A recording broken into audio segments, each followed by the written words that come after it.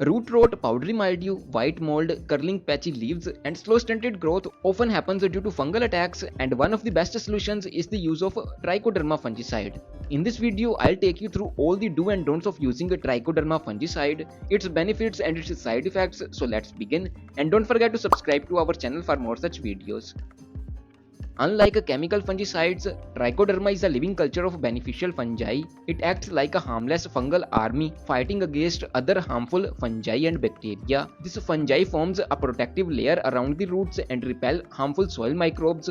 In appearance, it's a dark brown colored liquid full of Trichoderma fungi. It smells slightly sour and earthy, and if used correctly, this simple solution can help prevent several plant issues ranging from root rot, white mold, stem rot, and wilting leaves to many more. There are a lot of benefits of using Trichoderma fungicide. These include control over numerous plant diseases, strengthening the plant's immune system, improving root growth and enhancing soil structure, and most importantly, the protective layer around the roots help a lot in overwatered conditions. By using a Trichoderma fungicide, you won't see issues like root rot, powdery mildew, damping off, wilting leaves, stem rot, etc. It acts as a living defender and helps root tips grow further, ultimately enhancing nutrient absorption. All of this indeed depends on the correct use of Trichoderma fungicide, which we will see in just a bit. But overall, Trichoderma fungicide is highly beneficial, especially for our vegetable gardens, and I clearly prefer Trichoderma over chemical fungicides. So here is how to use Trichoderma fungicide on our plants in order to get the most benefits. And let me tell you, it's especially beneficial for healthy plants, not just for disease treatment. Before I tell you the correct application method, understand how the fungicide actually works. This liquid is full of beneficial fungi, and by adding it to the soil, they start establishing their colony. So we have to make sure we use the correct dosage and provide the ideal environment. And here is how to do it step by step. First of all, make sure the soil is a little dry. Add up to 10 parts of water to the Trichoderma solution. If you bought the powder form of Trichoderma, mix 5 grams in 1 liter of water. You can also buy good quality Trichoderma fungicide from the description box link. Use around 100 ml of this solution in the soil of each plant. Use higher amounts for bigger plants. You can do this in the evening time once a month. It is especially beneficial for vegetable plants like tomatoes, peppers, cauliflowers, and many others. Its usage doesn't harm soil microbes like earthworms or beneficial bacteria, and it's even safe for your pets. And the best part is you can use it whenever you like, whether the plant is actively growing or not.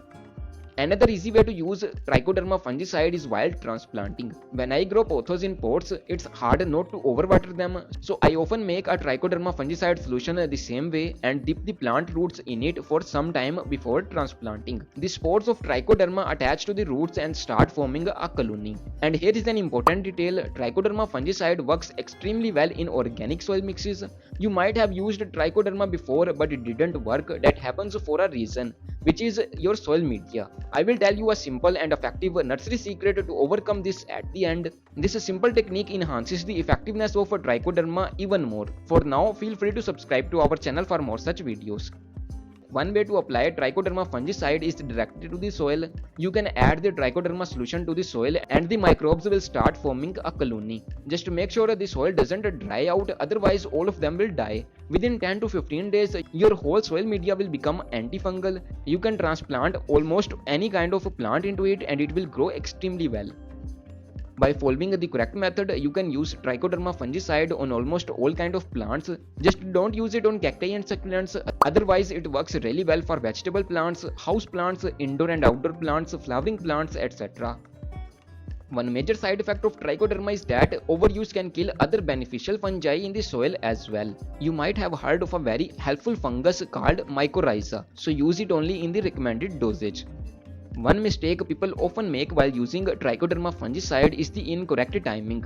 You shouldn't use it in a hot and dry weather. Remember, they are living organisms that requires moisture and stable temperatures to multiply. Now here is a nursery technique that you can use in your home garden while using Trichoderma fungicide. These fungi need stable moisture and temperature. For that, you can use mulch. Mulching helps maintain soil temperature and moisture, and this is one reason why nursery plants always look so healthy. They don't even have to do the mulching themselves, nature does it for them. There is a lot more you don't know about nursery methods. In recent years, I tried to collect all of these secret tricks and compile them into this short book. It's added in the description box if you like to buy one.